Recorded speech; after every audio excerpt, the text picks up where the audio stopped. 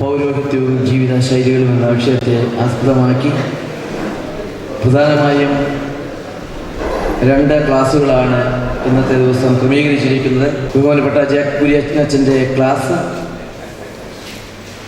വളരെ ശ്രദ്ധാപൂർവം നമുക്ക് കേൾക്കുവാനായിട്ട് ശ്രമിക്കാം. എത്രയും ബഹുമാനപ്പെട്ട ജേക്കബ് കുര്യച്ചനെ വൈദിക സംഘത്തിൻ്റെ പേരിൽ വളരെ സ്നേഹപൂർവ്വം സ്വാഗതം ചെയ്തു. ദൈവനാമത്തിന് മഹത്വമുണ്ടാകട്ടെ. പരിശുദ്ധ പരിമല തിരുമേനിയുടെ മധ്യസ്ഥതയിൽ അഭയം തേടിക്കൊണ്ട് സഭയുടെ വലിയ ബാവ ദിദിമോസ് പ്രഥമൻ ബാവായുടെ ധന്യസ്മരണയിൽ ദൈവസന്നിധിയിൽ പ്രാർത്ഥനകൾ അർപ്പിച്ചുകൊണ്ട് അഭിവന്യ പിതാക്കന്മാരുടെയും വന്യ റമ്പാച്ചന്മാരുടെയും കോർപ്പിസ്കോപ്പന്മാരുടെയും വൈദിക ശ്രേഷ്ഠരുടെയും ശമാശന്മാരുടെയും വൈദിക വിദ്യാർത്ഥികളുടെയും ഈ സംഗമത്തെ ഞാൻ എൻ്റെ തല നമിച്ചുകൊണ്ട് അഭിവാദനം ചെയ്യുന്നു.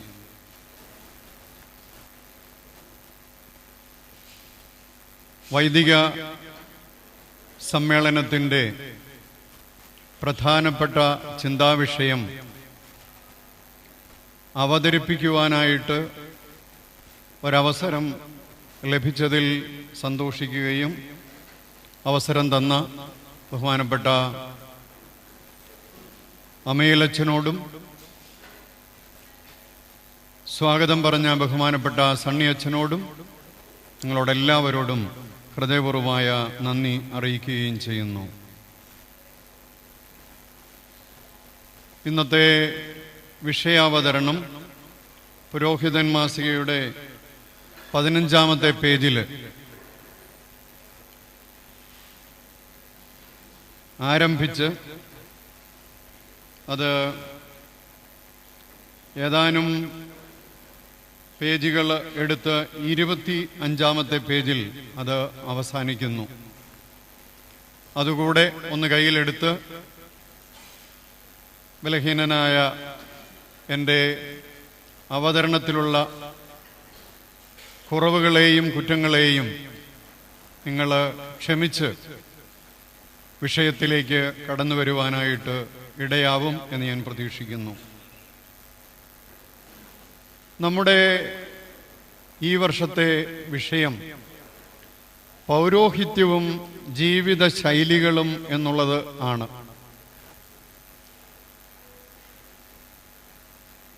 സമീപകാല സഭാ ചർച്ചകളിൽ നേതൃത്വത്തിൻ്റെ ജീവിത ശൈലി എന്ന് പറയുന്നത് പലരുടെയും ചർച്ചയ്ക്കും ചിന്തയ്ക്കും വിഷയമായിട്ടുള്ളതാണ്.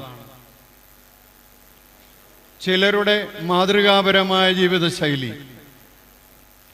മറ്റു ചിലരുടെ ഞെട്ടിപ്പിക്കുന്നതും ഭയപ്പെടുത്തുന്നതുമായ ജീവിതശൈലി, ഇതൊക്കെ നമ്മുടെ സഭാംഗങ്ങളെയും സഭയ്ക്ക് പുറത്ത് നമ്മെ ദർശിക്കുന്നവരായ പലരെയും ഏതെങ്കിലും രീതിയിൽ ചിന്തിപ്പിക്കുന്നുണ്ട് എന്നുള്ളൊരു വസ്തുത നമ്മൾ അംഗീകരിച്ചുകൊണ്ട് ആ വിഷയത്തെ അല്പം ഗൗരവതരമായിട്ട് കൈകാര്യം ചെയ്യുക എന്നുള്ളതാണ് നമ്മുടെ പ്രധാനപ്പെട്ട ലക്ഷ്യം.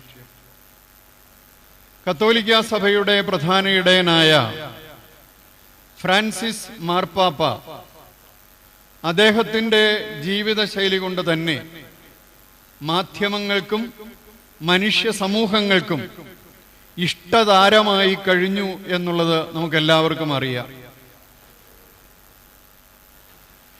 പൗരോഹിത്യ ജീവിത ശൈലിയെക്കുറിച്ച് ക്ലറിക്കൽ ലൈഫ് സ്റ്റൈൽ, അതിനെക്കുറിച്ചുള്ള ഒരു വെബ്സൈറ്റാണ് ക്ലറിക്കൽ വിസ്പേഴ്സ്. അതിനകത്ത് the humble life style of Pope Francis reaches even the kitchen എന്ന് ഒരു ടൈറ്റിലോടുകൂടി ചില കാര്യങ്ങൾ ചേർത്തിട്ടുള്ളത് നിങ്ങൾക്ക് കാണുവാനായിട്ട് കഴിയും. ഫ്രാൻസിസ് പോപ്പിന്റെ വിനീത ജീവിതശൈലി അടുക്കള വരെയും എത്തുന്നു എന്ന് പറഞ്ഞാൽ ഭക്ഷണ വിഭവങ്ങൾ, ഭക്ഷണം കഴിക്കുന്ന രീതി, അതുപോലെയുള്ള പല കാര്യങ്ങളിലും ഒരു പുതുമയുള്ള ജീവിതശൈലി ഫ്രാൻസിസ് പോപ്പിന് ഉണ്ട് എന്ന് ലോകം മുഴുവൻ ഇന്ന് പുകഴ്ത്തുകയാണ്. അതുമാത്രവുമല്ല, പോപ്പ് ഫ്രാൻസിസ് സഭയെ വിശേഷിപ്പിച്ചത് the poor church for the poor എന്നായിരുന്നു. പാവപ്പെട്ടവർക്ക് വേണ്ടിയുള്ള പാവപ്പെട്ട സഭ. കത്തോലിക്ക സഭയെ സംബന്ധിച്ച് അങ്ങനെ ഒരു പരാമർശം നടത്തുവാനായിട്ട് അദ്ദേഹം ധൈര്യപ്പെട്ടപ്പോൾ എന്തൊക്കെയോ മനസ്സിൽ കണ്ടിട്ടുണ്ടാവും എന്ന് ആളുകൾ ചിന്തിക്കുന്നു. അതുകൊണ്ട് അദ്ദേഹത്തെക്കുറിച്ച് ചിലർ വിശേഷിപ്പിച്ചത് ദ ലൈഫ് സ്റ്റൈൽ മെസ്സായ, ഒരു പുതിയ ജീവിതശൈലിയുടെ മെസ്സിഹ എന്നാണ്. കാത്തിരുന്ന് കാത്തിരുന്ന് ഒരിക്കൽ ആ മെസ്സിഹ പ്രത്യക്ഷപ്പെട്ടു എന്നാണ് പറയുന്നത്. അതിൻ്റെ ചില ഉദാഹരണങ്ങൾ അദ്ദേഹത്തെക്കുറിച്ചുള്ള പ്രസിദ്ധീകരണങ്ങളിൽ, മീഡിയയിൽ നമുക്ക് കാണുവാനായിട്ട് കഴിയും. സാധാരണക്കാരോടൊപ്പം കോമൺ മെസ് ഭക്ഷണം കഴിക്കുവാനായിട്ട് അദ്ദേഹത്തിന് താല്പര്യമുണ്ട്. സാധാരണക്കാരോടൊപ്പം യാത്ര ചെയ്യുവാൻ, പബ്ലിക് ട്രാൻസ്പോർട്ടേഷൻ ഉപയോഗിക്കുവാനായിട്ട് അദ്ദേഹത്തിന് താല്പര്യമുണ്ട്. എന്നാൽ തൻ്റെ സ്വന്തം പേപ്പൽ കൊട്ടാരം തുടങ്ങി തൻ്റെ അധികാരമുള്ളിടത്തെല്ലാം അഴിമതിക്കും അധികാര വികൽപ്പങ്ങൾക്കുമെതിരെ ശക്തമായ നടപടികൾ അദ്ദേഹം എടുത്തു. ഭയങ്കരമായ ആഡംബരത്തിൽ കഴിഞ്ഞ ഒരു ജർമ്മൻ ബിഷപ്പിനെ അദ്ദേഹം വീട്ടിലിരുന്നോളാൻ പറഞ്ഞു വിട്ടു. അതേ അവസരത്തിൽ അദ്ദേഹം ദിനം പ്രതി തൻ്റെ പ്രാർത്ഥനകളിൽ ലോകത്തിൻ്റെ വിവിധ ഭാഗങ്ങളിൽ നടക്കുന്നതിനെയെല്ലാം ദൈവസന്നിധിയിൽ സമർപ്പിക്കുന്നത് അദ്ദേഹത്തെ ആളുകൾക്ക് പ്രിയങ്കരനാക്കി. ടർക്കിയിലെ മൈൻ ട്രാജഡിയിൽ പെട്ടവർക്ക് വേണ്ടിയുള്ള പ്രാർത്ഥന, നൈജീരിയയിൽ കിഡ്നാപ്പ് ചെയ്യപ്പെട്ട കുട്ടികൾക്ക് വേണ്ടിയുള്ള പ്രാർത്ഥന, ഇങ്ങനെ അനേകം കാര്യങ്ങളിലുള്ള അദ്ദേഹത്തിൻ്റെ ശ്രദ്ധ ലോകത്തെ മുഴുവൻ ആകർഷിച്ചു. ഇത് വൈദിക നേതൃത്വത്തിൻ്റെ ജീവിതശൈലിയെക്കുറിച്ചുള്ള ഒരു പുതിയ കാഴ്ചപ്പാടിൻ്റെ ആരംഭമാണ് എന്ന് പലരും പറയുന്നു. നമുക്കും ഒരു ഗൗരവതരമായ ആത്മവിചിന്തനത്തിന് ഇതിനോടനുബന്ധിച്ചുള്ള മറ്റു ചില കാര്യങ്ങളും ഇട നൽകും എന്നുള്ളതിന് സംശയമില്ല. അതുകൊണ്ട് 2014 മലങ്കര ഓർത്തഡോക്സ് ആഗോള വൈദിക സംഗമത്തിന് പൗരോഹിത്യവും ജീവിതശൈലികളും എന്ന വിഷയം നിർദ്ദേശിക്കപ്പെട്ടിരിക്കുന്നത് വളരെ പ്രസക്തമായി തോന്നുന്നു. ഇനി നിങ്ങൾക്ക് ലഭിച്ചിട്ടുള്ള കുറിപ്പിൽ ആദ്യത്തെ ആയിട്ട് പറയുന്നത് വചനത്തിലൂടെ വിഷയത്തിലേക്ക് എന്നാണ്. നമ്മളെല്ലാവരും ഈ കഴിഞ്ഞ ഞായറാഴ്ച എവങ്കേലിയൻ വായിച്ചത് ഇന്നത്തെ വിഷയം ഉൾക്കൊള്ളുന്നതായ വാക്യവും കൂടെയാണ്. വിശുദ്ധ യോഹന്നാന്റെ സുവിശേഷം 17-ാം അധ്യായത്തിൽ നിന്നാണ് നാം വിശുദ്ധ എവങ്കേലിയൻ വായിച്ചത്. അതിൻ്റെ 19-ാം വാക്യമാണ് നമ്മുടെ ഇന്നത്തെ വചന ഭാഗം. അവരും സാക്ഷാൽ വിശുദ്ധീകരിക്കപ്പെട്ടവർ ആകേണ്ടതിന് ഞാൻ അവർക്ക് വേണ്ടി എന്നെ തന്നെ വിശുദ്ധീകരിക്കുന്നു. അതിൻ്റെ ഇംഗ്ലീഷ് ട്രാൻസ്ലേഷൻ ഓർത്തഡോക്സ് സ്റ്റഡി ബൈബിളിൽ and for their sakes I sanctify myself that they also may be sanctified by the truth. അവിടെ അവർ എന്ന് പറയുന്ന പദം ആരാണ് എന്നുള്ളത് ഒന്ന് ശ്രദ്ധിക്കുമ്പോൾ യേശു തമ്പുരാന്റെ മഹാപുരോഹിത പ്രാർത്ഥനയാകുന്ന ഈ യോഹന്നാന്റെ സുവിശേഷം 17-ാം അധ്യായത്തിലെ പ്രാർത്ഥനയിൽ അവർ എന്നുള്ളത് കർത്താവ് വിശേഷിപ്പിക്കുന്നത്, പിതാവേ, നിന്നാൽ എനിക്ക് നൽകപ്പെട്ടവർ, those that are given to me by you. നിന്നാൽ എനിക്ക് നൽകപ്പെട്ടവർ. ഈ നൽകപ്പെട്ടവർ എന്നുള്ളതായ ആ പദം ഈ 17-ാമത്തെ അധ്യായത്തിൽ അതിൻ്റെ 15 പ്രാവശ്യം ആവർത്തിക്കുന്നുണ്ട്. അതിൻ്റെ ഗ്രീക്ക് പദം ഈഡോക്ക, ഡിഡോക്കാസ്, ഈ 2 കോമ്പിനേഷൻസ് ആണ് ആവർത്തിക്കപ്പെടുന്നത്. നൽകപ്പെട്ടിരിക്കുന്നവർ. പുരോഹിതന്മാര് നാം ഒക്കെയും സ്വർഗീയ പിതാവിനാൽ കർത്താവേശുമിശിഹായിക്ക് നൽകപ്പെട്ടവരാണ് എന്നുള്ള ഒരു സങ്കല്പത്തിലേക്ക് നമുക്ക് വരേണ്ടിയിരിക്കുന്നു. യേശുക്രിസ്തു പോലും തൻ്റെ ജീവിതശൈലിയിൽ ശിഷ്യ സമൂഹത്തിന് വേണ്ടി, അതായത് തനിക്ക് നൽകപ്പെട്ടിരിക്കുന്നവർക്ക് വേണ്ടി തന്നെ തന്നെ ശുദ്ധീകരിച്ചു. ശിഷ്യ സമൂഹവും സത്യത്താൽ സാക്ഷാൽ വിശുദ്ധീകരിക്കപ്പെടുവാനായിരുന്നു അത്. അങ്ങനെയെങ്കിൽ വൈദിക ഗണം ദൈവമക്കൾക്ക് വേണ്ടി തങ്ങളെ തന്നെ എത്രയധികം വിശുദ്ധീകരിക്കണം എന്നും അത് ജീവിതശൈലി എത്രമാത്രം പ്രതിഫലിക്കണമെന്നുമാണ് വിഷയത്തിലേക്ക് വചനം നമ്മെ ഉണർത്തുന്നത്. അങ്ങനെ വരുമ്പോൾ നാം ഒക്കെയും വിശുദ്ധീകരിക്കപ്പെടുവാൻ വേണ്ടി കർത്താവ് തന്നെ വിശുദ്ധീകരിച്ചു. നമ്മുടെ ജനം വിശുദ്ധീകരിക്കപ്പെടുവാൻ വേണ്ടി നാം വിശുദ്ധീകരിക്കപ്പെട്ടേ പറ്റൂ. ഈ ഒരു കാര്യമാണ് നമ്മുടെ ഇന്നത്തെ പ്രധാനപ്പെട്ട ചർച്ചാ വിഷയം. അപ്പോൾ ജീവിതശൈലിയോടുള്ള വ്യക്തിത്വ ബന്ധം എന്നുള്ളതാണ് നമുക്ക് അടുത്തതായിട്ട് ചേർന്ന് ചിന്തിക്കേണ്ടിയിരിക്കുന്നത്. യേശുക്രിസ്തു എന്നെ തന്നെ ശുദ്ധീകരിക്കുന്നു എന്ന് പറഞ്ഞത് ജീവിതശൈലിയോട് എങ്ങനെ ബന്ധപ്പെടുന്നു, അഥവാ ജീവിതശൈലി എങ്ങനെ പരിമിതപ്പെടുന്നു എന്ന ചോദ്യം പ്രസക്തമാണ്. ജീവിതശൈലിയെക്കുറിച്ച്, ലൈഫ് സ്റ്റൈലിനെ കുറിച്ച് സമീപകാലത്ത് നൽകപ്പെട്ട നിർവചനങ്ങളിൽ ഒന്ന് ഏതാണ്ട് ഇപ്രകാരമാണ്: life style is impressed in the selfhood and expressed in the attitudes, values, world view and habits. വിക്കിപീഡിയയിൽ കൊടുത്തിരിക്കുന്ന നിർവചനങ്ങളെ ഒന്ന് കമ്പൈൻ ചെയ്തെടുത്തിരിക്കുന്നതാണിത്. ജീവിതശൈലി ആളത്വത്തിൽ മുദ്രിതവും സമീപനങ്ങളിലും മൂല്യങ്ങളിലും ചിന്താലോകത്തിലും സ്വഭാവങ്ങളിലും അത് പ്രകടവുമാണ്. അതായത് ഒരു വ്യക്തിയുടെ വ്യക്തിത്വ സ്വത്വത്തിൽ നിന്ന് വേർതിരിച്ച് അയാളുടെ ജീവിതശൈലിയെക്കുറിച്ച് ചിന്തിക്കുക സാധ്യമല്ല. വ്യക്തിത്വ ശുദ്ധീകരണത്തിലൂടെയാണ് ജീവിതശൈലി ശുദ്ധീകരണവും നടക്കുന്നത്. വൃക്ഷത്തെ അതിൻ്റെ ഫലം കൊണ്ട് അറിയുന്നു എന്നാണല്ലോ യേശുക്രിസ്തു എടുത്തു പറഞ്ഞത്.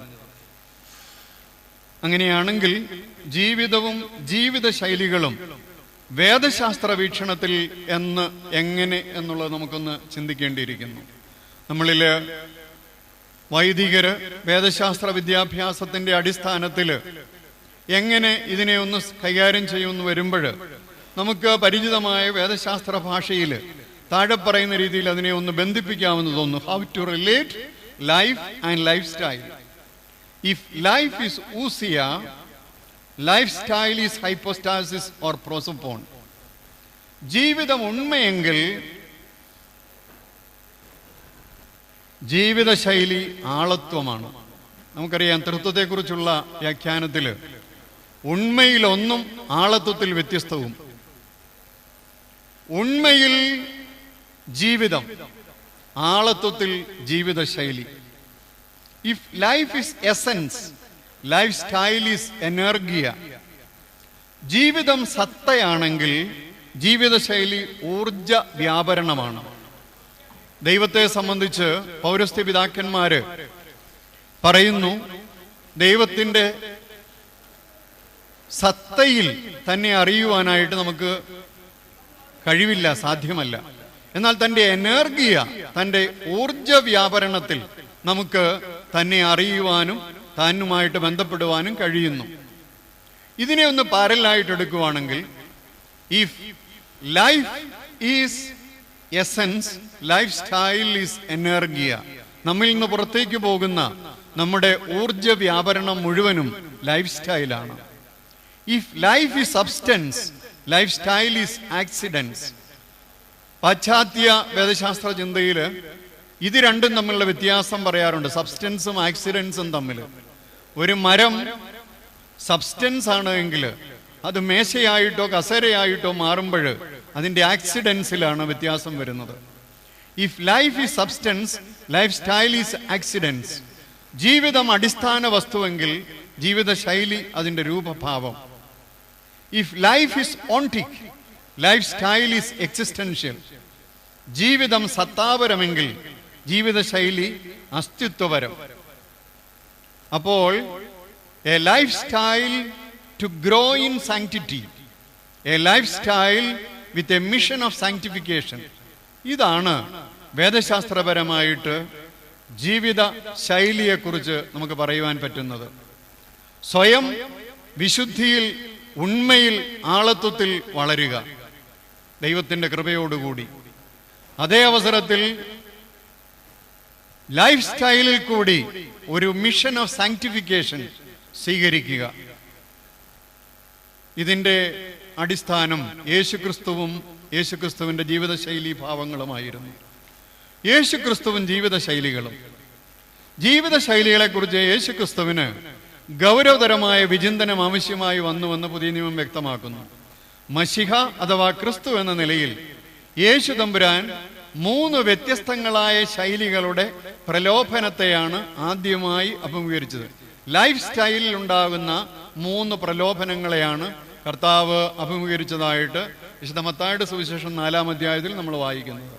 ഒന്ന്, സമൃദ്ധിയുടെ സുവിശേഷത്തിൻ്റെ ലൈഫ് സ്റ്റൈൽ, കല്ല് അപ്പമായി മാറുവാനായിട്ടുള്ള പ്രലോഭനം.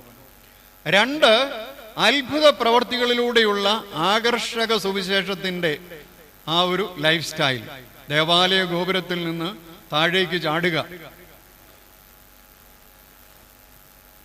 3, ലോകത്തിന്റെ ഗതി അനുസരിച്ച് ചാഞ്ഞുകൊടുക്കുന്ന സുവിശേഷത്തിന്റെ ലൈഫ് സ്റ്റൈൽ. സാത്താനെ വീണു വന്നിച്ചാൽ ഇതെല്ലാം കിട്ടും എന്നുള്ളതായ ഒരു പ്രലോഭനം.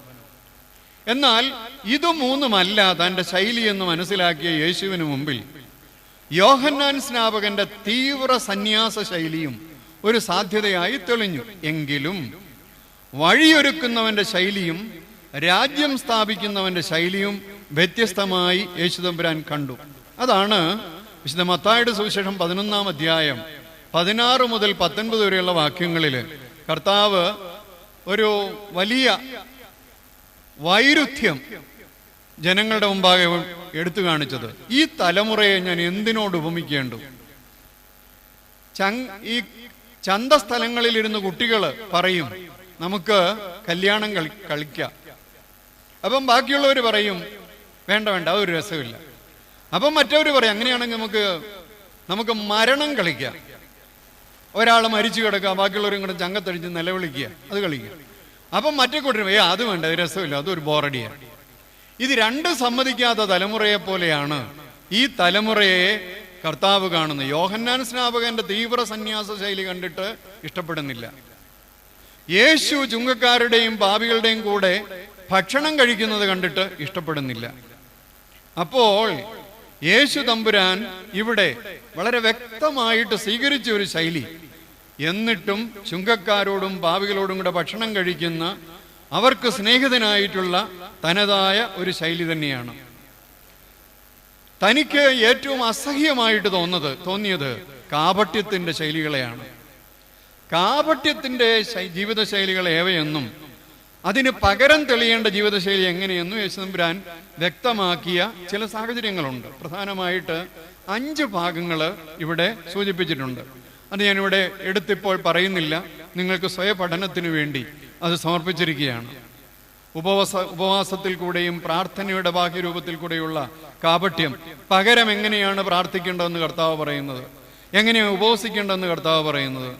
അതുപോലെ തന്നെ പൂർവന്മാരുടെ സമ്പ്രദായം പോലെ കൈകഴുകി റിച്വൽസ് കൊണ്ട് അതിനു പകരം മനുഷ്യന്റെ നന്മയ്ക്ക് വേണ്ടി ഉള്ള മനുഷ്യത്വപരമായ നിയമവ്യാഖ്യാനം, ഇങ്ങനെയുള്ള ഒരു 5 കാര്യങ്ങൾ കർത്താവിനെ സംബന്ധിച്ചിടത്തോളം കാപട്യത്തിൻ്റെ ജീവിതശൈലിയിൽ നിന്ന് വ്യത്യസ്തമായിട്ട് എടുത്തു കാണിക്കുവാനായിട്ട് ഉണ്ടായിരുന്നു, തിരുത്തുവാനായിട്ട് ഉണ്ടായിരുന്നു.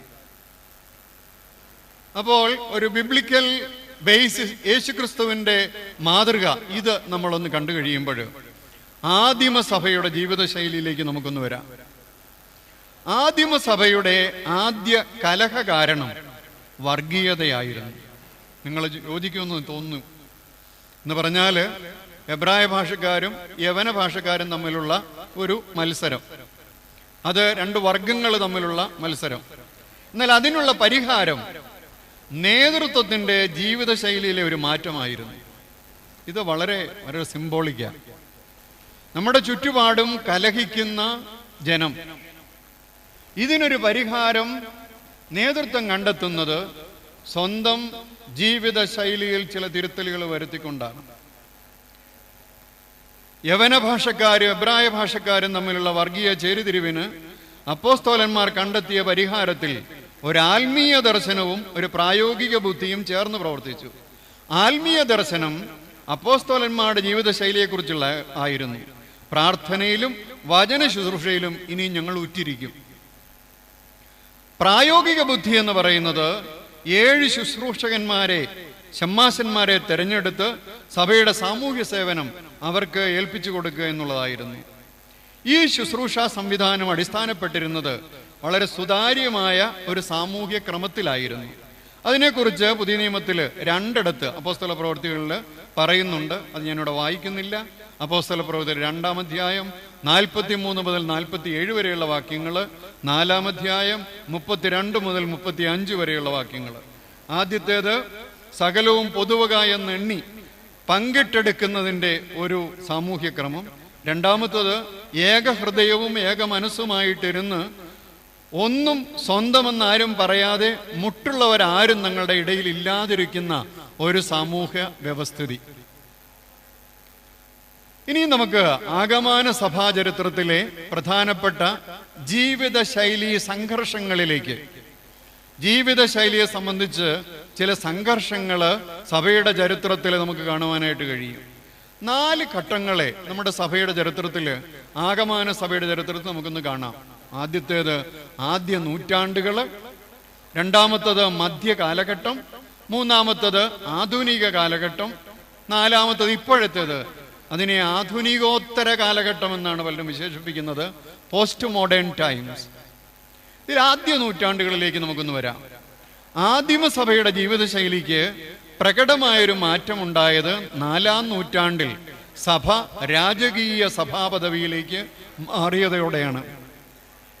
സഭയിൽ വർദ്ധിച്ചു വന്ന സുഖലോലുപതാ രീതിക്കെതിരെ സന്യാസ പ്രസ്ഥാനം ശക്തമായ വെല്ലുവിളി ഉയർത്തിയത് ഒരു വലിയ തിരുത്തൽ സാന്നിധ്യമായി തുടർന്നു.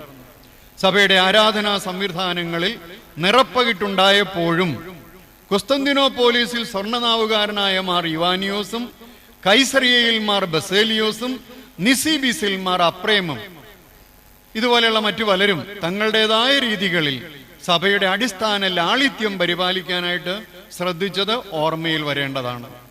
ഒരു വശത്ത് ക്രൈസ്തവരെന്ന് അഹങ്കരിക്കുകയും മറുവശത്ത് വഴിവിട്ട ധൂർത്ത് കാണിക്കുകയും ചെയ്തവരുടെ കൊട്ടാരങ്ങൾക്കുള്ളിലേക്ക് വിമർശന ശരം എയ്ത മാർ ഇവാനിയോസ്, സ്വർണ്ണനാവുക ജോൺ ക്രിസോസ്റ്റം, അദ്ദേഹത്തിന്റെ പ്രഭാഷണങ്ങൾ ഇന്നും ലഭ്യമാണ്.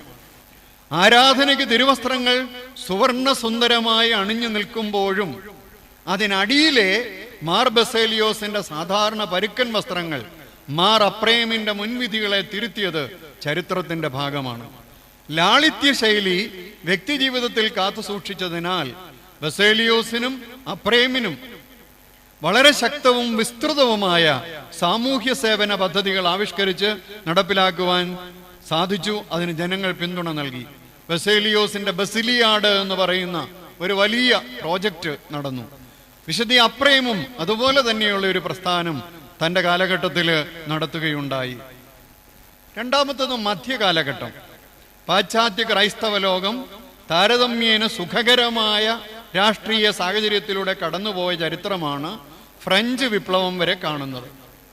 പേപ്പസിയുടെ പ്രതാപകാലത്ത് സഭയും സന്യാസ സമൂഹങ്ങളും വാരിക്കൂട്ടിയ സമ്പത്തിന്റെ മറവിൽ രൂപപ്പെട്ട ജീവിതശൈലി മാറ്റങ്ങൾ പലതും ക്രിസ്തീയ അടിസ്ഥാനങ്ങളിൽ നിന്ന് വ്യതിചലിച്ചുകൊണ്ട് തന്നെയായിരുന്നു. ഇതേ കാലഘട്ടത്തിൽ, ഇത് പാശ്ചാത്യ ക്രൈസ്തവ ലോകത്തെക്കുറിച്ചാണ്, മധ്യകാലഘട്ടത്തിലാണ് പേപ്പസിയുടെയും സന്യാസ പ്രസ്ഥാനങ്ങളുടെയും ആ മറവില് പാശ്ചാത്യ ലോകത്ത് സഭ ഒത്തിരി പണം, ഒത്തിരി വസ്തുക്കൾ നേടിയെടുത്തത്. ഇതേ കാലഘട്ടത്തിൽ പൗരസ്ത്യ ക്രൈസ്തവ ലോകം തുടർച്ചയായുള്ള അധിനിവേശങ്ങളുടെയും മതപീഡനങ്ങളുടെയും സമ്മർദ്ദങ്ങളിലായിരുന്നുവെങ്കിലും ക്രിസ്തീയ നൈർമല്യം പലയിടത്തും ദിവ്യ സമ്പാദ്യമായി പരിപാലിക്കുവാൻ കഴിഞ്ഞു. അതാണ് പൗരസ്ത്യ സഭകളുടെ മധ്യകാലഘട്ടത്തിലെ ഒരു വലിയ നേട്ടം. ആധുനിക കാലഘട്ടം സെക്കുലറിസത്തെ ഒരു പരിധിവരെ അതിജീവിച്ച പാശ്ചാത്യ ക്രൈസ്തവ സഭ കൊളോണിയൽ സാഹചര്യത്തിലെ മിഷണറി പ്രസ്ഥാനങ്ങളെക്കുറിച്ച് നിങ്ങൾക്കറിയാം. ഈ മിഷണറി പ്രസ്ഥാനം വളരുന്നത് ഈ കോളനി സംസ്കാരത്തോട് ചേർന്ന് പാശ്ചാത്യ യൂറോപ്യൻ ശക്തികൾ ഓരോ സ്ഥലത്ത് പോയി കോളനികൾ സ്ഥാപിച്ചപ്പോഴാണ് മിഷണറി പ്രസ്ഥാനം ശക്തിപ്പെടുന്നത്, പാശ്ചാത്യ മിഷണറി പ്രസ്ഥാനം. അതിനോട് ചേർന്ന് വ്യത്യസ്തങ്ങളായ ജീവിതശൈലികളെ വീണ്ടും പാശ്ചാത്യ ലോകം പ്രകടമാക്കി. രാഷ്ട്രീയ സാമ്പത്തിക അധികാര പിൻബലത്തോടെ പ്രവർത്തിച്ച മിഷണറിമാരിൽ തന്നെ വ്യത്യസ്ത ജീവിത പ്രവർത്തന ശൈലികൾ ഏറ്റുമുട്ടി. ചിലർ സ്വയം വെറുമയാക്കിയ ശൈലി സ്വീകരിച്ചപ്പോൾ, ഇന്ത്യയിലാണെങ്കിൽ റോബർട്ട് ഡി നോബിലി വളരെ കൊളോണിയൽ സപ്പോർട്ട് ഉണ്ടായിരുന്നുവെങ്കിലും ലളിതമായൊരു ജീവിതശൈലി അദ്ദേഹം സ്വീകരിച്ചു. മറ്റു ചിലർ രാജകീയ പ്രതാപത്തിൽ രമിച്ചു. കൊളോണിയൽ വാഴ്ച അവസാനിച്ചിടങ്ങളിലെ തദ്ദേശീയ സഭാ തലമുറക്കാരിലും മേൽപ്പറഞ്ഞ ശൈലി വ്യത്യസ്തതകൾ പ്രകടമായിരുന്നു. ഈജിപ്റ്റ്, എത്യോപ്യ, മലങ്കര ഒഴികെയുള്ള പൗരസ്ത്യ ക്രൈസ്തവ സഭാവിഭാഗങ്ങൾ ആധുനിക കാലഘട്ടമായപ്പോഴേക്കും അതിജീർണാവസ്ഥയിലായി കഴിഞ്ഞു. നമ്മുടെ ഈ 3 സഭകൾക്ക് എന്തുകൊണ്ടോ ഒരു വലിയ ഭാഗ്യം സിദ്ധിച്ചു. ബാക്കിയുള്ള എല്ലാം വളരെയധികം ജീർണതയുടെ ഘട്ടത്തിലേക്ക് കടന്നു പോവുകയായിരുന്നു. അവിടെ നിലനിന്ന സമൂഹങ്ങളുടെ ചൈതന്യം അവയ്ക്കായി സ്വയം വെറുമയാക്കിയ ചില നേതാക്കളുടെ ത്യാഗജീവിതമായിരുന്നു. റഷ്യ, സ്ലാവോണിക്, ഗ്രീക്ക് സഭകളുടെ ചരിത്രത്തിൽ രാഷ്ട്രീയമായുള്ള ഭരണവ്യവസ്ഥയുടെ അനുകൂല പ്രതികൂല തരംഗങ്ങൾ സഭാജീവിതത്തെയും നേതൃത്വത്തെയും ജീവിതശൈലികളിൽ വളരെ സ്വാധീനിച്ചു. ചില അവസരങ്ങളിൽ രാജാക്കന്മാര് പള്ളികൾ പണിത് വേണ്ടതൊക്കെ എടുത്തു കഴിഞ്ഞപ്പോഴും അതിനനുസരിച്ചുള്ള ജീവിതശൈലി, എന്നാൽ അതില്ലാതെ മറ്റൊരു തരത്തിലേക്ക് വന്നപ്പോൾ അതിനനുസരിച്ചുള്ളതായ ഒരു മാറ്റം ലോകത്തില് ആധുനിക കാലഘട്ടത്തിൽ നമുക്ക് കാണുവാനായിട്ട് കഴിയുന്നു. ആധുനികോത്തര കാലഘട്ടത്തിന്റെ പ്രത്യേകത ജീവിതശൈലികളിൽ പാശ്ചാത്യ പൗരസ്ത്യ തനിമകളെ മറികടന്ന് അതേ ട്രാൻസെൻഡ് ചെയ്തിട്ട് ഒരു ബഹുത്വാത്മകത്വം, ഇതെല്ലാം ചേർന്നൊരു ഗ്ലോബൽ കൾച്ചർ സാധിക്കുന്ന ഒരു പ്ലൂറാലിറ്റിക്കുള്ള ഇമ്പോർട്ടൻസ്, പ്രാധാന്യമാണ് ഈ പോസ്റ്റ് മോഡേണിസത്തിൽ നമ്മൾ കാണുന്നത്. പരിസ്ഥിതിയുടെ പരിപാലനം, തദ്ദേശീയ തനിമകളെയും സംസ്കാരങ്ങളെയും പരിരക്ഷിക്കൽ, കുടുംബത്തിന്റെ ശാക്തീകരണം, സ്ത്രീത്വത്തിന്റെ മാന്യത പരിരക്ഷ മുതലായവകളെ പ്രത്യേകം ശ്രദ്ധിച്ചുകൊണ്ടുള്ള ഒരു മാനവീയത ഒരു കാലത്ത് ഒരു വശത്ത് ശക്തമെങ്കിലും ആഗോളവൽക്കരണത്തിന്റെയും നഗരവൽക്കരണത്തിന്റെയും ഉപഭോഗ വിസ്ഫോടനത്തിന്റെയും ഏകരൂപീകരണം മറുവശത്തും പ്രബലമാണ്. അതാണ് ഇന്നത്തെ സ്ഥിതി. ഇതിനിടയിൽ സഭയും വൈദിക നേതൃത്വവും വ്യക്തതയില്ലാത്ത ഒരു ജീവിത പ്രവർത്തന ശൈലിയിലേക്ക് വഴുതിപ്പോയിരിക്കുന്നു. ഗ്രീൻ പാരീഷ് ആചരണം കഴിഞ്ഞാൽ ഉടനെ തന്നെ കച്ചവടവൽക്കരിക്കപ്പെട്ട പെരുന്നാൾ സന്നാഹവും ഫ്ലക്സ് ബാനറുകളും ശബ്ദ മലിനീകരണവും കൊണ്ട് നാട് നിറയ്ക്കുന്നു. വിശുദ്ധരെയും വാഴ്ത്തപ്പെട്ടവരെയും വീതം വെച്ച് അത്ഭുതങ്ങൾക്ക് നിറം പകർന്ന് ലോക്കറ്റുകളും CD-കളും വിറ്റഴിക്കപ്പെടുന്നു. നേതൃത്വത്തിന്റെ ജീവിതശൈലിയിൽ ഉപരിപ്ലവമായൊരു ഹൈടെക് സ്പർശം സ്ഥാനം പിടിക്കുന്നു. കാരണം അവരിൽ പലരും ഫേസ്ബുക്കിലും ട്വിറ്ററിലും അതിനൂതന ആപ്പുകളിലും നിത്യ സന്ദർശകരും ആരാധനാപാത്രങ്ങളുമായിരിക്കുന്നു. അത് പകല് മാത്രമല്ല, രാത്രി മുഴുവനും ഇന്ന് പലരും അവിടെ ഉണർന്നിരുന്ന് അക്കാര്യത്തിൽ തങ്ങളുടെ കഴിവും തങ്ങളുടെ സാന്നിധ്യവും പ്രകടിപ്പിക്കുന്നു എന്നുള്ളത് നമ്മൾ ഒന്ന് അന്വേഷിച്ചാൽ കണ്ടെത്താൻ പറ്റും. അക്കൂട്ടത്തിൽ പണ്ട് ജോൺ പോൾ രണ്ടാമൻ മാർപ്പാപ്പ എഴുതിയ ഒരു കാര്യം നമുക്കൊന്ന് ഓർക്കാം. വൈദികരെ, നിങ്ങൾ തൊഴിലാളികളെ സന്ദർശിക്കാറുണ്ടോ? സാധാരണക്കാരെ പരിചയപ്പെടാറുണ്ടോ? സ്കേറ്റിംഗ് നടത്താറുണ്ടോ? നിങ്ങളുടെ മാർപ്പാപ്പ 75-ാം വയസ്സിലും ഇതൊക്കെ ചെയ്യാറുണ്ട്, ഇടയ്ക്കിടയ്ക്ക് കാലൊടിക്കാറുമുണ്ട്. അത് ത്രഷോൾഡ് ഓഫ് ഹോപ്പ് എന്ന് പറയുന്ന പ്രത്യാശയുടെ പടിവാതിൽ എന്ന് പറഞ്ഞ് അദ്ദേഹത്തിൻ്റെ പുസ്തകത്തിലാണ് ഇത് രേഖപ്പെടുത്തിയിരിക്കുന്നത്. അതിനെ ചൂട് പിടിച്ച് ഫ്രാൻസിസ് മാർപ്പാപ്പായും വിളിച്ചു പറഞ്ഞു, സ്റ്റാറ്റസ് കോയെ ഇളക്കുക, ചടച്ചുപോയ അനുഷ്ഠാന വ്യവസ്ഥയോട് വിട പറയുക, പാർശ്വവൽക്കരിക്കപ്പെട്ടവരുടെ അടുത്തേക്ക് പോവുക, വിശ്വാസത്തെ ബുദ്ധിക്കസർത്താക്കാതിരിക്കുക, ലാളിത്യത്തിൻ്റെ ഒരു വ്യാകരണം ഉപയോഗിക്കുക, സ്നേഹത്തിൻ്റെയും ക്ഷമയുടെയും സുവിശേഷം പ്രചരിപ്പിക്കുക. സഭാധികാരികൾ ക്രിസ്തുവിനോടും അവിടുത്തെ സുവിശേഷത്തോടും ചേർന്നിരിക്കുമ്പോഴാണ് അവരെക്കുറിച്ചുള്ള ഉപദേശം നടക്കുന്നത്, അല്ലാതെ സംഘടനാത്മകതയോട് ചേർന്നല്ല അവരുടെ പ്രസക്തി. ബ്രസീലിലെ വലിയ യുവജന സമ്മേളനത്തിൽ അദ്ദേഹം പറഞ്ഞ വാക്യമാണിത്.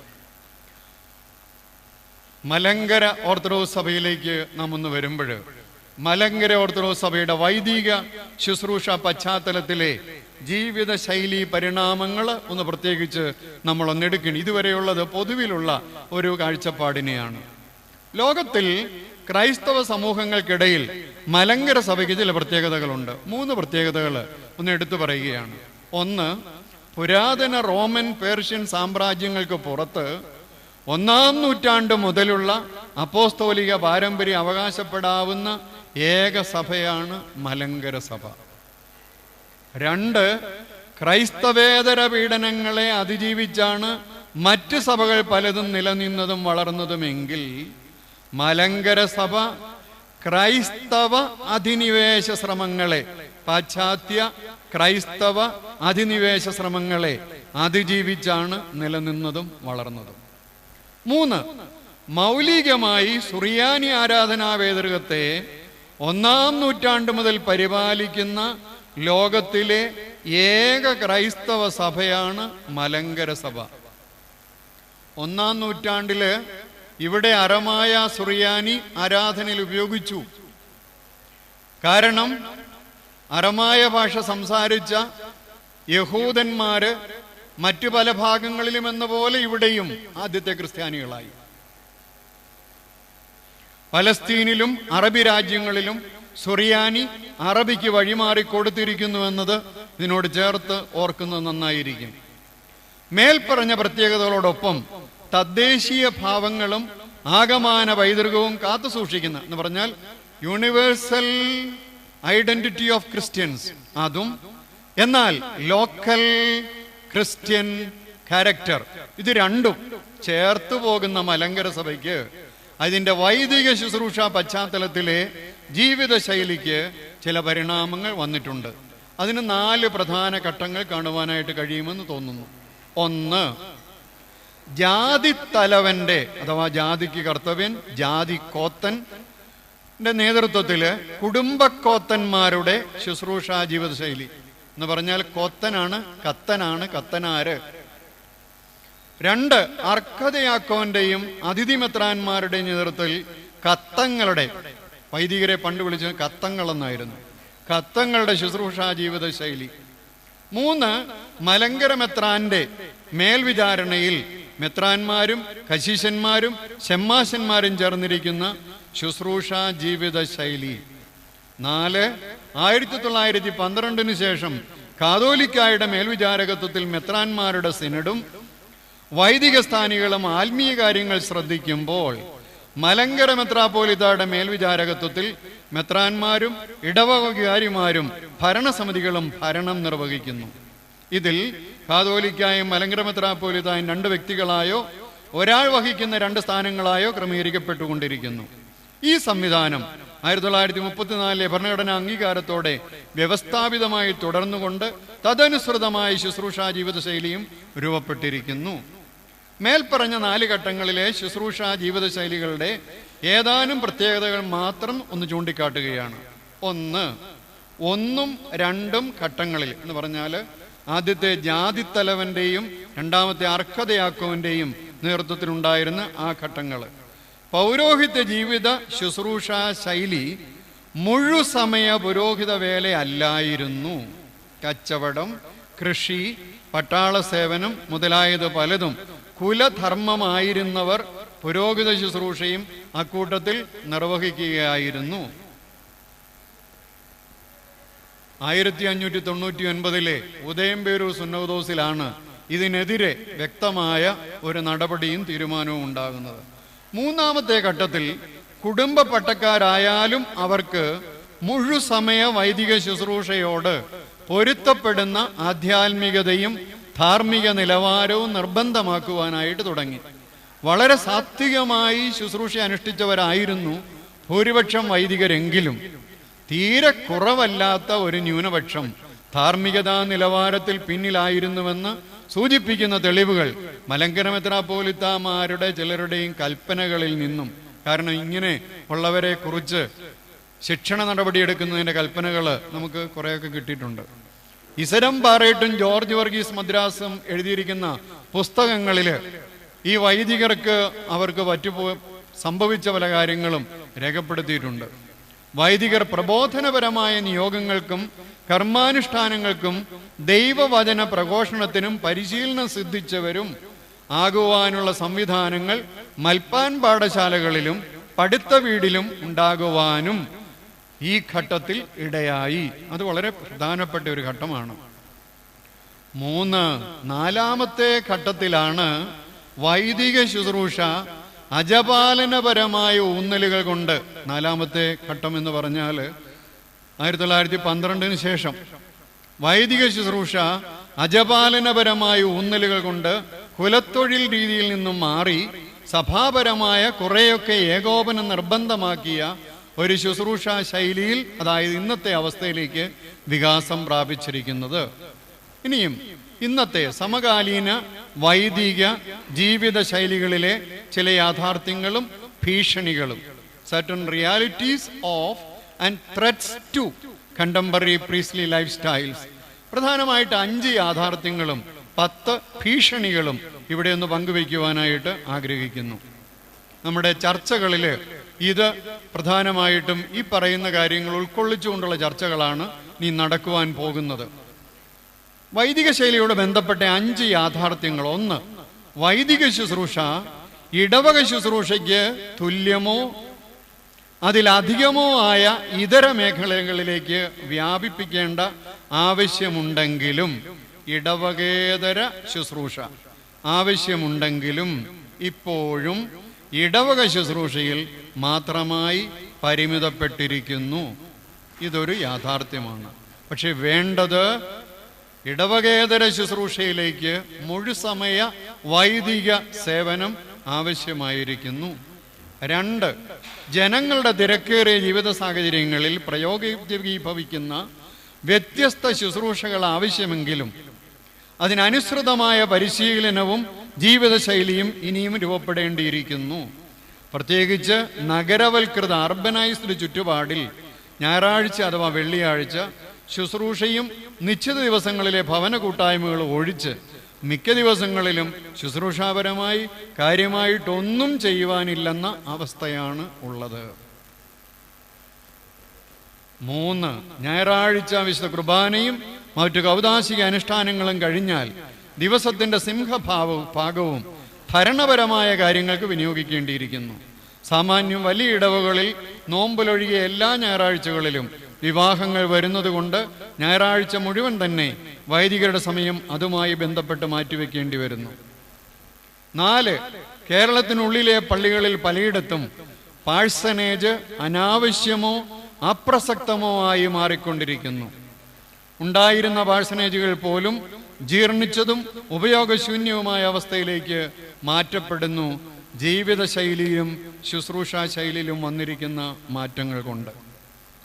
5, വൈദിക ശുശ്രൂഷാ ശൈലിയിലെ ഗുണദോഷങ്ങളുടെ വേര് വൈദിക വിദ്യാർത്ഥികളുടെ വർഷങ്ങൾ ദീർഘിക്കുന്ന പ്രീ സെമിനാരി പരിശീലനത്തിൽ തന്നെയാണ് എന്ന് അല്പം ചിന്തിച്ചാൽ മനസ്സിലാകും. അതിന് നന്മയുണ്ട്, തിന്മയുണ്ട്. പക്ഷേ നിർഭാഗ്യവശാൽ ഗുണത്തേക്കാൾ കൂടുതൽ ഇതുമൂലം ദോഷമാണെന്നും വൈദിക ജീവിതശൈലി രൂപീകരണത്തിൽ തന്നെ ഇതിന് വലിയ സ്വാധീനമുണ്ടെന്നും വ്യക്തമാണ്. വൈദിക ജീവിതശൈലികളോട് ബന്ധപ്പെട്ട് 10 ഭീഷണികൾ നമ്മളൊന്ന് ശ്രദ്ധിക്കേണ്ടിയിരിക്കുന്നു. കർത്താവ് പറഞ്ഞു, ഞാൻ എന്നെ തന്നെ ശുദ്ധീകരിക്കുന്നു.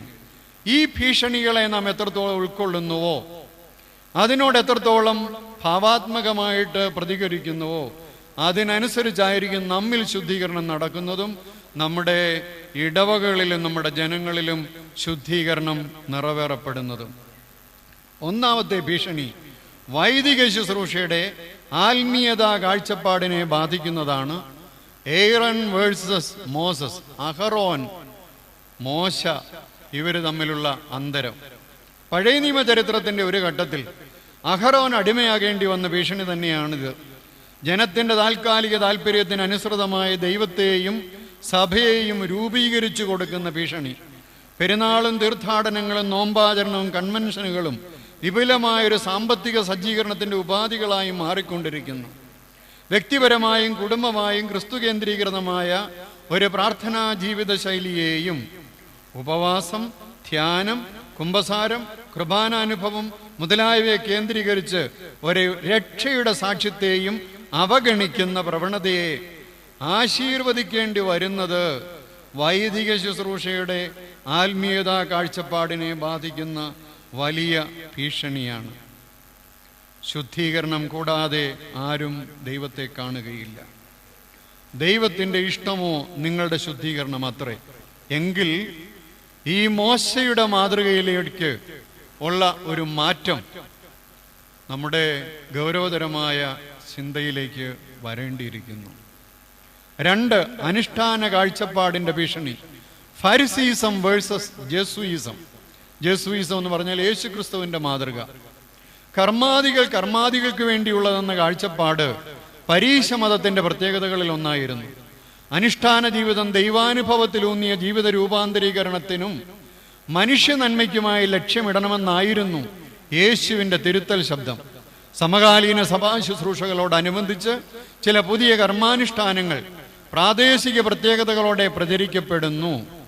കുർബാനയെക്കാളും നോമ്പിനേക്കാളും അവയ്ക്ക് പ്രാധാന്യം വന്നുകൊണ്ടിരിക്കുന്നു. അത് എന്തൊക്കെയെന്ന് എടുത്തു പറയേണ്ട കാര്യമില്ല, പറഞ്ഞാൽ ചിലപ്പോൾ പ്രതിക്കൂട്ടിലാവുകയും ചെയ്യും. നമുക്ക് ചിന്തിച്ചാൽ ഒരുവിധം മനസ്സിലാകും. ഇങ്ങനെയുള്ള അനുഷ്ഠാനങ്ങൾക്ക് അമിത പ്രാധാന്യം കൊടുത്തുകൊണ്ടുള്ള വൈദിക ശബ്ദവും സാന്നിധ്യവും അനുഷ്ഠാന ജീവിതത്തെ പരീശത്വ വ്യവസ്ഥിതിയിലേക്ക് വലിച്ചൊഴിക്കുന്നുവോ എന്ന് പരിശോധിക്കേണ്ടതാണ്. 3, വചന ശുശ്രൂഷയ്ക്ക് ഒരു പ്രൊഫഷണൽ സമീപന ഭീഷണി. Professionalism versus personalism. ഒരു വൈദികന്റെ ശുശ്രൂഷയിൽ ഗൗരവതരമായും നിർബന്ധപൂർവം കൈകാര്യം ചെയ്യപ്പെടേണ്ട ഘടകമാണ് ദൈവവചനാനുഭവവും പ്രഘോഷണവും. വാചാലതയോ പാണ്ഡിത്യമോ അല്ല അതിൻ്റെ അടിസ്ഥാന ഭാവം. സ്വന്തം ധ്യാനത്തിൽ നിന്നും അനുഭവത്തിൽ നിന്നും പഠനത്തിൽ നിന്നും മനനത്തിൽ നിന്നും ഉരുത്തിരിയുന്ന 1-2 ചിന്തകൾ പങ്കുവയ്ക്കുവാനുള്ള നിർബന്ധപൂർവമായ ശ്രദ്ധയ്ക്ക് പകരം വചനം കൈകാര്യം ചെയ്യുവാൻ സ്ഥിരമായി മറ്റാരെയെങ്കിലും ഏൽപ്പിക്കുകയോ, സെമിനാരി സ്റ്റുഡൻസിൻ്റെ മിഷനുള്ള പലയിടങ്ങളിലും അവരെ മാത്രം ഏൽപ്പിക്കുകയോ, പള്ളിച്ചെലവിലോ സ്പോൺസർഷിപ്പിലൂടെയോ പ്രൊഫഷണൽ വചനമേള നടത്തുകയോ ചെയ്യുന്ന പുതിയ ശൈലി ഗുണത്തേക്കാൾ കൂടുതൽ ദോഷം ചെയ്യുമെന്നാണ് പറയുവാനുള്ളത്. വചന ശുശ്രൂഷയ്ക്ക് വേണ്ടിയുള്ള തയ്യാറെടുപ്പിൽ ഒരു വൈദികൻ, ഒരു വികാരി വചന ശുശ്രൂഷ തൻ്റെ ഗൗരവതരമായൊരു ദൗത്യമായിട്ട് നിർവഹിച്ചേ പറ്റൂ. അത് വലിയ ഗംഭീരമായിട്ട് മറ്റാർക്കെങ്കിലും കാശ് കൊടുത്ത് നിർവഹിക്കുന്നുകൊണ്ടായില്ല. സ്വന്തം ജീവിതത്തിൽ സ്വയപരിശോധനയ്ക്കും ആത്മശുദ്ധീകരണത്തിനും ഈ ഒരു തയ്യാറെടുപ്പ് വളരെ പ്രധാനപ്പെട്ടതാണ്. ആ വ്യക്തിതലത്തിൽ ഉള്ള ഈ വചന ശുശ്രൂഷയുടെ പ്രാധാന്യം, അതിനാണ് പേഴ്സണലിസം എന്ന് ഉദ്ദേശിക്കുന്നത്. 4, മിഷൻ സ്പർശമില്ലാത്ത ശുശ്രൂഷാ ശൈലിയുടെ പൊള്ളത്തര ഭീഷണി. Status quo versus mission. ഒരു വ്യവസ്ഥിതിയുടെ സ്റ്റാറ്റസ്കോയുടെ തുടർച്ചയ്ക്കോ മോഡിയായ പരിപാലനത്തിനോ പരമ്പരാഗതമായ ചുമതല നിർവഹിക്കുന്ന ശൈലിയും ഉള്ളിൽ കത്തുന്ന തീയായി ഒരു മിഷൻ സ്പർശം കൊണ്ട് നടക്കുന്ന ശൈലിയും തമ്മിൽ വ്യത്യാസമുണ്ട്.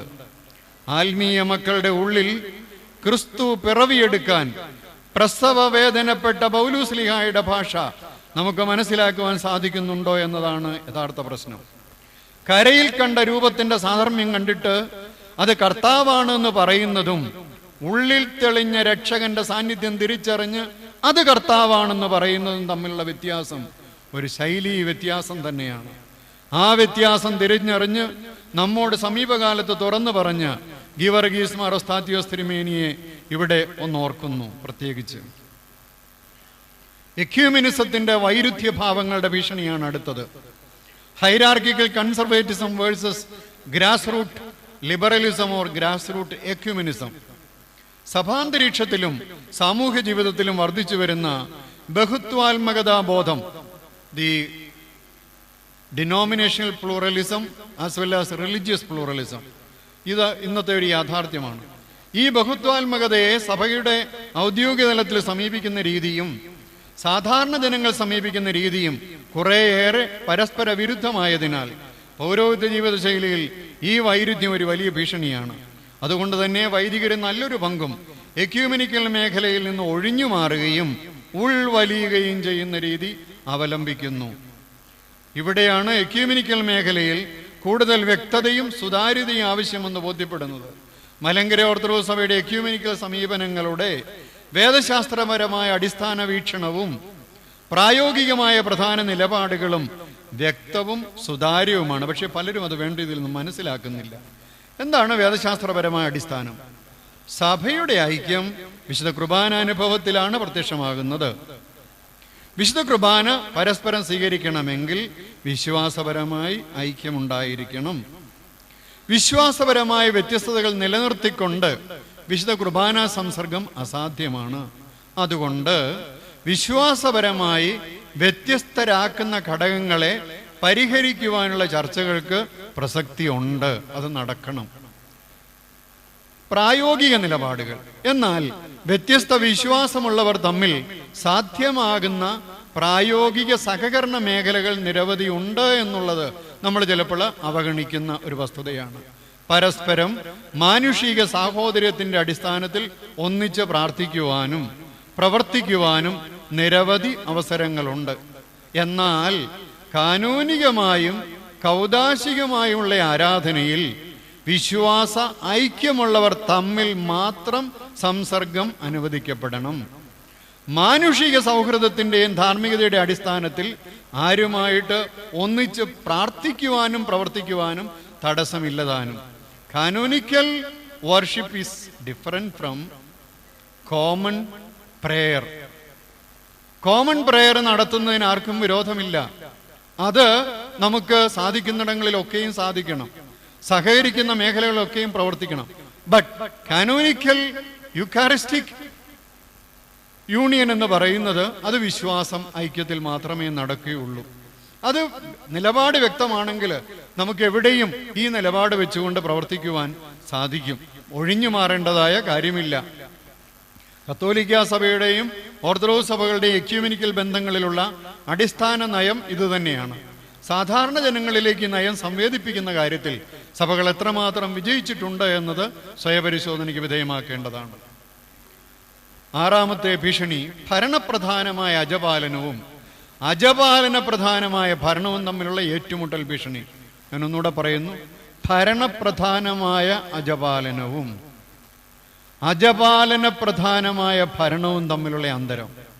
സമകാലീന പൗരോഹിത്യ ജീവിതശൈലികളിൽ പലതിനെയും അജപാലന പ്രധാനമായ ഭരണത്തെക്കാൾ ഭരണപ്രധാനമായ അജപാലനം എന്ന് വിശേഷിപ്പിക്കാമെന്ന് തോന്നുന്നു. ഒരു പരിധിവരെ യുവവൈദികർ വേഗം ഇഷ്ടപ്പെടുന്നതും ഭരണപ്രധാനമായ അജപാലനത്തെയാണ്. എന്നാൽ ഇപ്രകാരമുള്ള ഒരു ശൈലി വളരെ വേഗം അധികാര ഗർവ് പ്രാപിക്കുകയും രാഷ്ട്രീയ ശൈലിയിലുള്ള അധികാര വടംവലികൾക്ക് ഇടം നൽകുകയും ചെയ്യുന്നു എന്നത് ഒരു പരമാർത്ഥമാണ്. അധികാരത്തിന്റെ രുചി അറിഞ്ഞാൽ പിന്നെ അജപാലനത്തിന്റെ സേവനഭാവം അസ്തമിക്കുന്നത് കണ്ടുകൊണ്ടിരിക്കുന്ന സത്യമാണ്. ഇവിടെ ശക്തമായതും നിരന്തരവുമായ ആത്മപരിശോധനയ്ക്കും ബോധപൂർവമായ തിരുത്തലിനും വിധേയമാകാനുള്ള വിവേകം ഉണ്ടാവുക എന്നതാണ് അജപാലന പ്രധാനമായ ഭരണത്തിന്റെ മികവ്. അതാണ് നമുക്ക് വേണ്ടത്. 7. ക്രിസ്തീയ കാര്യവിചാരകത്വത്തിന്റെ ഭാഗമായ സാമ്പത്തിക വിചാരവും സാമ്പത്തിക വിചാരത്തിന്റെ ഭാഗമായ ക്രിസ്തീയ കാര്യവിചാരവും തമ്മിലുള്ള ശൈലീ സംഘർഷം. Economics of stewardship versus stewardship of economics. വൈദിക ശുശ്രൂഷയുടെ പശ്ചാത്തലത്തിൽ ഇന്ന് കാണുന്ന സാമ്പത്തിക അതിപ്രസരം ശുശ്രൂഷ ശൈലിയെയും ജീവിതശൈലിയെയും ബാധിച്ചിരിക്കുന്നു എന്നത് ഒരു പരമാർത്ഥമാണ്. സാമ്പത്തികമില്ലാതെ ഇന്നൊന്നും സാധ്യമല്ല എന്നത് ഒരു പ്രായോഗിക സത്യമാണെങ്കിലും ക്രിസ്തീയ കാര്യവിചാരകത്വമാണോ സാമ്പത്തിക വിചാരമാണോ ശുശ്രൂഷയെ ഭരിക്കുന്നത് എന്നത് സ്വയം പരിശോധിക്കേണ്ട ചോദ്യമാണ്. യഥാർത്ഥത്തിൽ ക്രിസ്തീയ കാര്യവിചാരകത്വത്തിന്റെ ഭാഗമായി വിശ്വസ്തവും സുതാര്യവുമായ സാമ്പത്തിക വിചാരത്തിന് വലിയ പ്രസക്തിയുണ്ട്. എന്നാൽ സാമ്പത്തിക ലക്ഷ്യങ്ങളുടെ മറയായിട്ട് ക്രിസ്തീയ കാര്യവിചാരകത്തെ ഉപയോഗിക്കുന്ന പ്രവണതയാണ് പല സാമൂഹ്യ സേവന പദ്ധതികളിലും തെളിയുന്നത്. നടത്തിപ്പുകാരുടെ ആർഭാട ജീവിതവും സാമ്പത്തിക നേട്ടങ്ങളും ക്രിസ്തീയ കാര്യവിചാരകത്വത്തിന്റെ ചെലവിൽ എഴുതിത്തള്ളുന്നതിൻ്റെ ചെറുതും വലുതുമായ ജീവിതശൈലി ഭീഷണി ഇന്നത്തെ പൊതുപ്രവർത്തനത്തിൽ പെട്ടെന്ന് വായിച്ചെടുക്കാവുന്നതാണ്. സാന്ദർഭികമായി പറയട്ടെ, ഏകീകൃത സിവിൽ കോഡിൻ്റെയും ന്യൂനപക്ഷ അവകാശങ്ങളുടെയും ചില പുനർവായനകളിലേക്ക് രാജ്യം അടുത്തു വരികയാണ്. ദേവസ്വം ബോർഡും വഖഫ് ബോർഡും പോലെ ക്രൈസ്തവരുടെ പൊതുസ്വത്തിന്റെ മേലുള്ള സർക്കാർ നിയന്ത്രണം വരുത്തുന്ന ഒരു ബില്ലും ഇന്ന് ചർച്ച ചെയ്യപ്പെട്ടുകൊണ്ടിരിക്കുന്നു. 8 കൂട്ടായ്മയുടെ വലങ്കയും ഏകാധിപത്യ പ്രവർത്തനത്തിന്റെ ഇടങ്കയും തമ്മിലുള്ള ശൈലീ സംഘർഷം. ഓർത്തഡോക്സ് സഭാവിജ്ഞാനീയത്തിന്റെ കാതലായ ഘടകം കൺസിലിയാരിറ്റി അഥവാ സഭാ കൂട്ടായ്മയുടെ പാരസ്പരികതയാണ്. പിരമിഡിക്കൽ ഘടനയുള്ള ഒരു പിരമിഡിന്റെ ഏറ്റവും മുകളിൽ പോപ്പ്, അതിൻ്റെ താഴെ ഇങ്ങനെ ഓരോരോ ശ്രേണികൾ. പിരമിഡിക്കൽ ഘടനയുള്ള കത്തോലിക്ക സഭ പോലും ഈ കൺസിലിയർ സ്വഭാവം ഇന്ന് കൂടുതൽ ഉൾക്കൊണ്ടുകൊണ്ടിരിക്കുന്നു. ഇടവക ശുശ്രൂഷയിൽ വൈദികർക്ക് മുന്നിലുള്ള വലിയ സാധ്യത പ്രവർത്തന ശൈലിയിലെ കൺസിലിയാരിറ്റിയാണ്. എന്നാൽ ആത്മീയ അധികാരത്തെ ഏകാധിപത്യ രീതിയിൽ വികലമാക്കുന്ന പ്രവണത ഒരു വലിയ ശൈലീ വികല്പമാണ്. മതപകാ ശുശ്രൂഷകരായിട്ടും മാനേജിംഗ് കമ്മിറ്റിയുമായിട്ടും ആത്മീയ പ്രസ്ഥാന ചുമതലക്കാരുമായിട്ടും ഒരു കൽപ്പനാ ശൈലിയാണോ പാർട്ട്ണർഷിപ്പ് ശൈലിയാണോ അനുവർത്തിക്കുന്നത് എന്നത് സ്വയപരിശോധനയ്ക്ക് വിധേയമാക്കേണ്ടതാണ്. 9 ആവശ്യങ്ങളും ആഡംബരങ്ങളും തമ്മിലുള്ള ലക്ഷ്മണരേഖ മാഞ്ഞു തുടങ്ങുന്ന ഭീഷണി. Luxury versus ഫ്രുഗാലിറ്റി. ആർത്തിയുടെയും ആർജനത്തിന്റെയും അതിഭോഗത്തിന്റെയും സംസ്കാരത്തിൽ ആവശ്യങ്ങളും ആഡംബരവും തമ്മിലുള്ള അകലം കുറഞ്ഞു പോകുന്നു. ആഡംബരങ്ങളെല്ലാം അത്യാവശ്യങ്ങളായി ചിത്രീകരിക്കപ്പെടുന്നു. ഈ വസ്തുതയുടെ സ്വാധീനം നേതൃത്വ തലങ്ങളിലെല്ലാം ഉള്ളതുപോലെ വൈദികരിലും വ്യക്തിത്വ ജീവിതത്തിലും കുടുംബ ജീവിതത്തിലും ഉണ്ടാകുന്നു. ഇവിടെ ഒരു ലക്ഷ്മണരേഖ ഉണ്ടെങ്കിൽ അതിൻ്റെ അളവുകോൽ എന്താണ് എന്ന് പറയുവാൻ എനിക്ക് ധൈര്യമില്ല. എങ്കിലും ഒന്ന് പറയാം, അതിനൊത്തിരി പ്രസക്തി ഉണ്ടെന്ന്. വിവരാവകാശ നിയമത്തിൻ്റെയും കൺസ്യൂമർ പ്രൊട്ടക്ഷൻ ആക്ടിൻ്റെയും പൊതുപ്രവർത്തക പെരുമാറ്റ ചട്ടത്തിൻ്റെയും പുതിയ ചില പാഠങ്ങൾ പഠിക്കുവാൻ നാം സജ്ജരാകണമെന്നതിന് 2 പക്ഷമില്ല. 10 നീതിബോധത്തിലൂടെയുള്ള പ്രശ്ന സമീപനവും ധാർമ്മികതയിലൂന്നിയ പ്രശ്ന പരിഹാര സമീപനവും തമ്മിലുള്ള ചില അന്തരങ്ങളുടെ ഭീഷണി. Just causes versus justified solutions. പ്രശ്നങ്ങളില്ലാത്ത വ്യക്തികളും സമൂഹവും കാലഘട്ടങ്ങളും ഇല്ല. എന്നാൽ വ്യക്തികളും സമൂഹങ്ങളും കാലഘട്ടങ്ങളും പിൽക്കാല ചരിത്രത്തിൽ ശ്രദ്ധിക്കപ്പെടുന്നത് അവയുടെ പ്രശ്നപരിഹാര സമീപനത്തെ കേന്ദ്രീകരിച്ചാണ്. പ്രശ്നപരിഹാരം നീതിപൂർവമാകണമെന്നത് ഒരു പൊതുസത്യമാണ്. സത്യത്തിൽ നമ്മുടെ പല വൈദികരുടെയും ജീവിത ശുശ്രൂഷ ശൈലികളെ പോലും കുറെ കാലമായി നിയന്ത്രിക്കുന്നത് നീതിക്ക് വേണ്ടിയുള്ള പോരാട്ടമാണ്. പ്രശ്നങ്ങളെ കണ്ടുകൊണ്ടും അവയുടെ ഭാഗമായിട്ടും നീതിയെ നമുക്ക് ഉയർത്തിപ്പിടിച്ചേ പറ്റൂ. എന്നാൽ പ്രശ്നങ്ങൾക്ക് ഒരു പ്രശ്നപരിഹാരവും ഉണ്ടായേ പറ്റൂ. അത് ദൈവഹിതമാണെന്ന് വിശ്വസിക്കുമ്പോൾ പ്രശ്നപരിഹാരത്തിനായി ദാഹിക്കുന്നതോ അസ്വസ്ഥമാകുന്നതോ ആയ ഒരവസ്ഥ സംജാതമാകും. നീതിക്ക് വേണ്ടി കാത്തിരിക്കുന്ന ഒരു നിസ്സഹായവും നിഷ്ക്രിയവുമായ അവസ്ഥയിൽ നിന്ന് പ്രശ്നപരിഹാരത്തിനായി ദാഹിക്കുന്ന ഒരു ധാർമ്മികാവസ്ഥയിലേക്ക് നാം ക്രിയാത്മകമാകുവാൻ കഴിയുന്നതിൻ്റെ ജീവിത ശൈലിക്ക് ഇന്ന് വലിയ പ്രസക്തി ഉണ്ടെങ്കിൽ അതിനായി എങ്ങനെ യത്നിക്കാം എന്ന് ചിന്തിക്കുവാൻ നമുക്ക് സാധിക്കണം. പ്രശ്നങ്ങൾ നീതിക്ക് വേണ്ടിയുള്ള പോരാട്ടത്തിന്റെ ഭാഗമായിട്ട് കണ്ടുകൊണ്ടിരിക്കുന്ന ഒരു ഘട്ടം.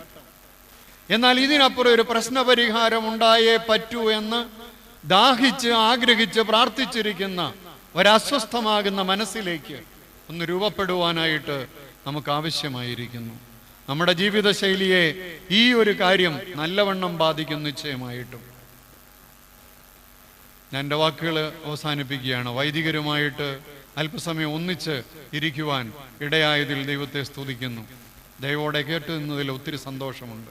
ഇവിടെ വന്നപ്പോൾ എൻ്റെ ഒരു വലിയ സുഹൃത്ത് ഓടി വന്ന് എന്നെ കെട്ടിപ്പിടിച്ച് നല്ലൊരു ഉമ്മ വന്നു. അത് ആ സ്നേഹത്തിൽ ഞാൻ നല്ലവണ്ണം ഉൾക്കൊണ്ടു. അപ്പോഴെനിക്കൊരു ചെറിയ നഷ്ടം പറ്റി, എൻ്റെ കണ്ണാടി പൊട്ടിപ്പോയി. എന്നാൽ പെട്ടെന്ന്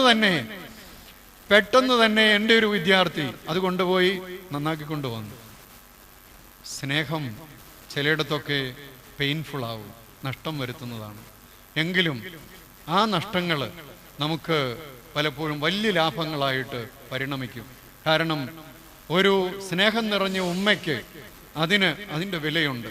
അത് ആരും ചോദിച്ചാൽ കിട്ടുന്ന കാര്യമല്ല, അത് സ്വയം നൽകുന്നതാണ്. ഇതുപോലെ നമുക്കും ഈ സൗഹൃദത്തിൻ്റെ ചില നിമിഷങ്ങൾക്ക് അതിനിടയിൽ അല്പം നഷ്ടപ്പെട്ടു കൊള്ളട്ടെ. അതായിരിക്കട്ടെ ഈ സമ്മേളനത്തിൻ്റെ ഏറ്റവും വലിയ നേട്ടവും നമ്മുടെ ജീവിതശൈലിയുടെ ഏറ്റവും പ്രധാനപ്പെട്ട അടിസ്ഥാനവും. Thank you very much.